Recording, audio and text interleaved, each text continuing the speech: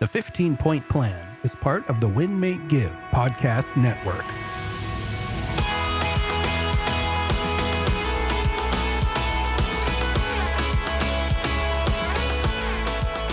Welcome to the 15-Point Plan podcast. My name is Ryan Greigg, and as always, I am here with my amazing co-host, Jacqueline Smith.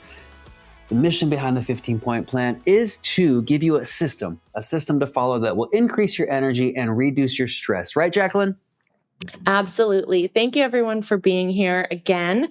And we're excited to dive into today's episode. We are excited as always. And if you're listening to this one that just dropped this week, then this is the new year. It's 2025. And we have done a refresh on the podcast where we can gear this a little bit more towards actionable items, coaching items, things that might get in your way on the 15-Point Plan, and really having a system, right? Mm-hmm. Having a system so that we know exactly what we need to do. And one of the things that we talked about on the last episode is not overdoing it, not going and jumping in. And if we're not doing any of those 15 points, trying to implement all of them, but rather just pick one or two, right, Jacqueline?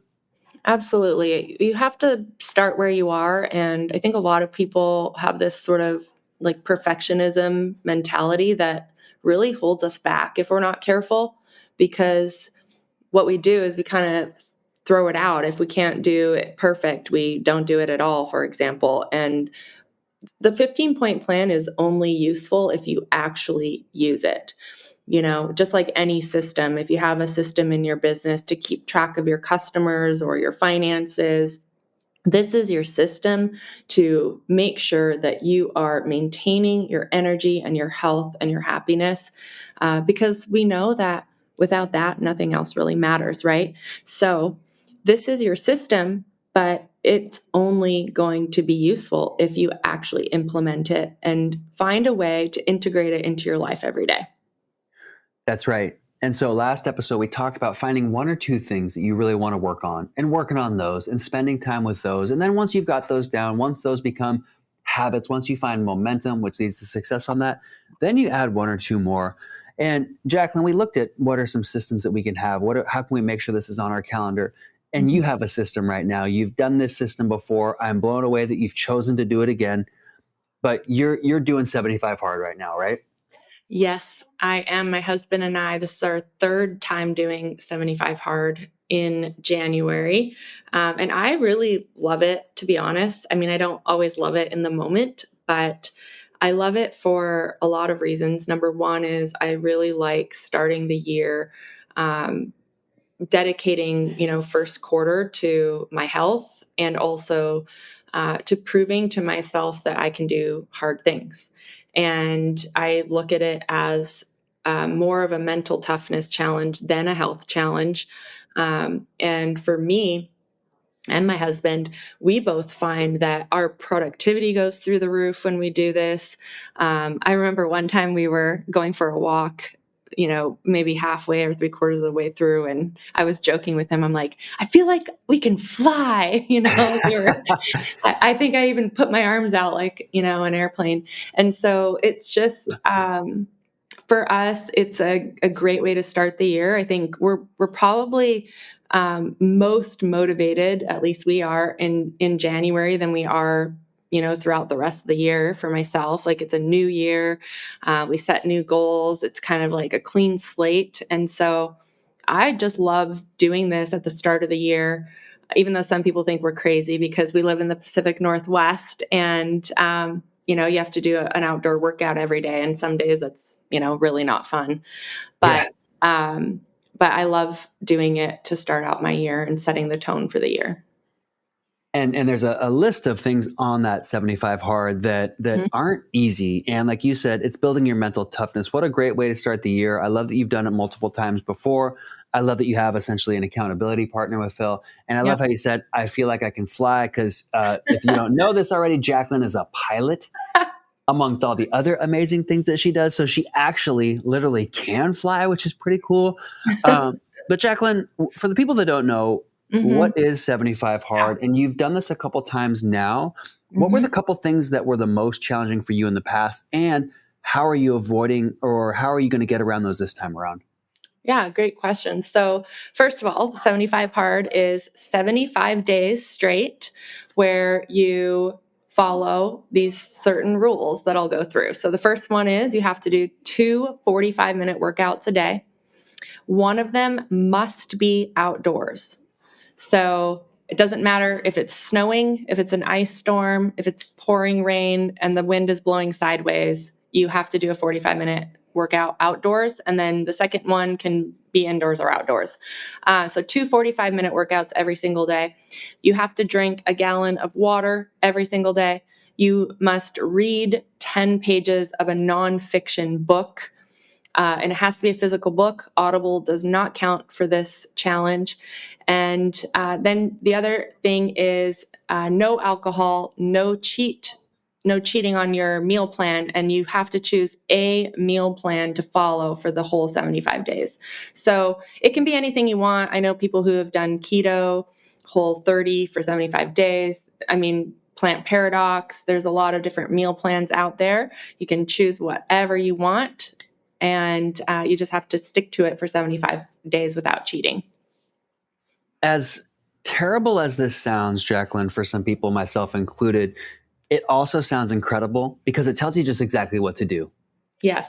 And if you do this, I imagine you come off of this with incredible habits in the new year. They say, depending on where you look, 60 days to start a habit, maybe 100 days to break a habit. You're right in the middle of that time frame. So I imagine you're getting an incredible momentum to the year by doing this. Yeah, I mean, it does a couple of things. Number one is, if you do 2 45-minute workouts every single day for 75 days, it's really easy to do one workout a day. Yeah, For the rest right. of the year, and when you read 10 pages every single day of a physical book, a couple things it does is it increases your concentration and ability to focus, because we're in such a distracted world and everything's digital. We're used to listening to books so much nowadays. Actually forcing yourself to sit down, not look at your phone, and read for 10 pages. I mean, it sounds simple, but I don't know. I had a really hard time with that. I'll talk more about that in a second. But reading 10 pages a day, it's really easy to read a few pages every day after the fact. My hydration, since the first time I've done 75 hard years ago, my hydration has been one thing that has stuck with me that I've never had a problem with since then. My body just craves a lot more water, and I just built the habit of drinking it. So that has stuck with me, and that has tons of benefits. And it forces me to sleep better because I have to get up in the morning. There's just so many benefits that come out of doing the 75 hard program for me that far outweigh, the things that are whatever hard or that I don't like about it. Yeah, and I didn't add up everything on here, but I imagine when you do a full days of this, that's probably 10 points from the plan, roughly, at Yeah. least, if not more. Yep. So you're checking a majority of these points off from the plan. Mm-hmm. And when you do this consistently, again, you're building habits that it sounds like are going to stick with you forever. Jacqueline, you've done this. This is your third time now. Yep. The previous 2 times that you did it, what were your most challenging items? Mm-hmm. And going into this one, because we mentioned on the last episode, we know roadblocks are going to come up. What are the things that are going to get in our way? Taking your experience from the last 2 and knowing the most challenging parts, what have you done to prevent those roadblocks from getting at you again? Yeah, so I think the hardest thing every time has been for me the outdoor 45-minute workout.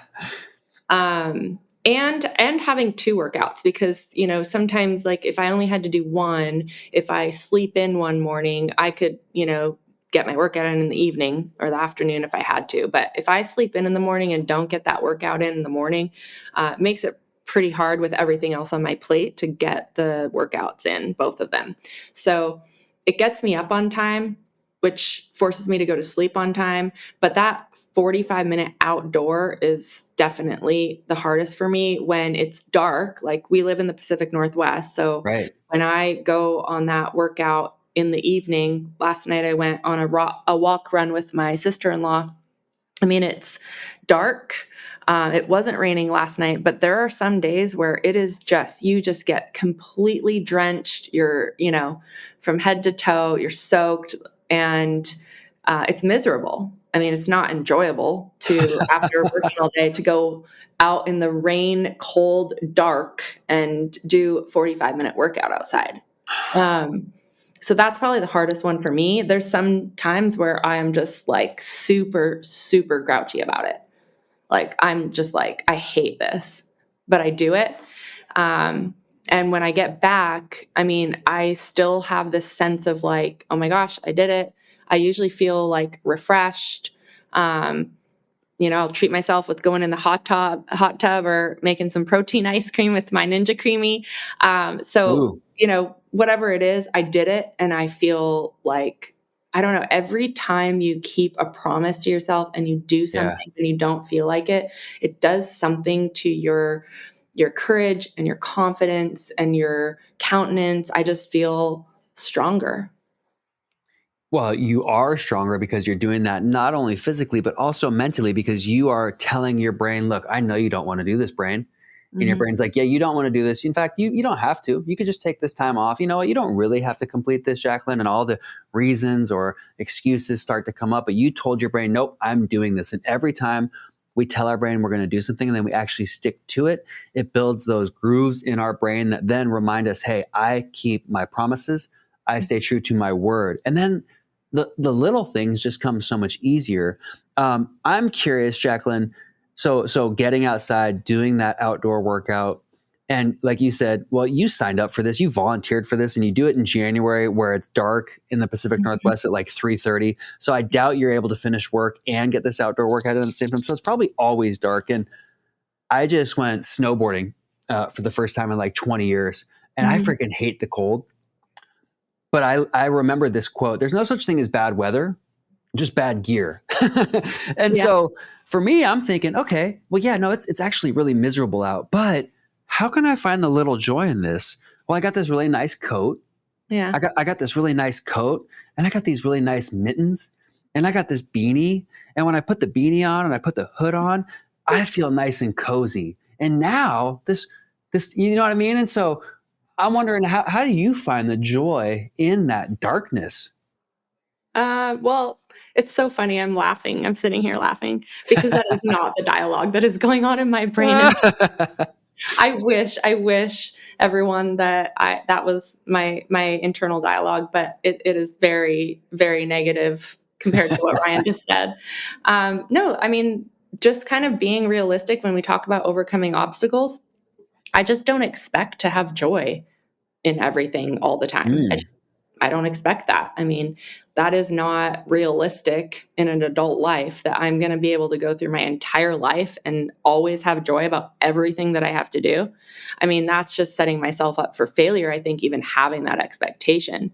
So once I decide that I'm going to do something, there's no way I'm going to be able to live with myself or look myself in the mirror if I say I'm going to do something and then I don't do it. So I don't give myself the option to like negotiate, am I going to do this or not? I just put my shoes on and get out the door, and I can swear and be grumpy and or not talk the entire 45 minutes walking next to my husband, whatever it is, it doesn't matter. Some days it's okay to not feel happy about having to do it. The important part is that I'm still doing it. And you know what? If I'm not happy during that 45 minutes, I will be happy when I get home, and it's over. So sometimes, like, just being realistic and honest, like, I'm not always happy every step of the way. And I think that's okay. I think that's so valid. And my initial reaction is like, you know what, Jacqueline, I'm going to push back on that because I want to try to find the joy in everything. But sometimes the joy is simply just in the completion of doing something that is crappy. Yep. Like that we just did not want to do. There is no joy in that. But you know what? I finished it. And that's where the joy comes from. But you're on a walk with your amazing husband. I know you've got some nice gear. So, again, I'll tell you I'll tell you one thing, Ryan. It usually doesn't take, I'm usually not miserable for the whole 45 minutes. Like there might be like one or two times throughout the 5 days that happens. Yeah. But usually it only takes me about like, we have this route that we walk and it's like, I'm at the halfway mark and, on the second half, I'm chatting and hanging out and, happy. But sometimes it does take me, the first 22 and a half minutes to get there. Well, and just like a workout, what's the quote? Like, I never did a workout that I regretted. Like, sometimes you just got to start. Yep. Sometimes you just got to get your butt out the door. Sometimes you just gotta start. And so just like on the last episode, we mentioned, hey, what are the one or two things that I can work on? What are just one or two things that I can start, that I can build momentum on? Find that in your life. With Jacqueline, it's like, okay, I know I got to go do that walk. There's no way I'm not going to do it. Okay, just get my butt out the door. If I'm not happy about it, it doesn't matter. Because you're right, Jacqueline, not everything in life will be easy or fun or have joy. Yeah. But at the end of it, then we've done the thing that we said we weren't going to do or didn't want to do, and we did it anyways. And there's some joy in that. So for anybody that needs a good system and a serious challenge, 75 Hard is a great way to do that. And I can almost guarantee if you can work your way through that, you're going to build some serious momentum and you can take on anything. And this 15-point plan will come easy for you. So message Jacqueline Ray Smith on Instagram or on Facebook and ask her about how she is doing this and jump in with her. Yeah. You'd have an accountability partner. You're only a couple weeks behind. You'd have somebody go on there with you. You'd have Phil, her incredible. In fact, I should just do this now because Phil's doing it. Me and Phil can team up. Yeah. But this is a great system. And so looking to find the systems and the ways that will allow you to build off this, you have a clear plan. You have a clear goal. Now you just got to do it. Yep. So whether or not you do 75 hard, the one or two things that you chose, if you listened to the last episode, if you didn't, go back and listen, but you chose one or two things this last week and just commit to them and don't let yourself negotiate with yourself and talk yourself out of them. Find a way to do it no matter what, because it'll pay you dividends if you can just stick to something, right? So send me a message. Tell me what your one or two things are that you're working on, and we would love to hear from you. And we hope that you found value in hearing about my journey with 75 Hard. And if you've done it or you're going to do it, shoot me a message. We'd love to hear from you. And other than that, we hope to see you on the next episode. Ryan? That's right. As always, we thank you for listening. Share this with somebody that will get some joy from it. Like and subscribe to our podcast wherever you listen to the podcast. And of course, go to winmakegive.com. You can get that 15-point plan tracker, and you can hear other really amazing podcasts from our Win Make Give podcast network. Until next time, everybody, thank you for listening, and we'll see you then. Take care. Bye.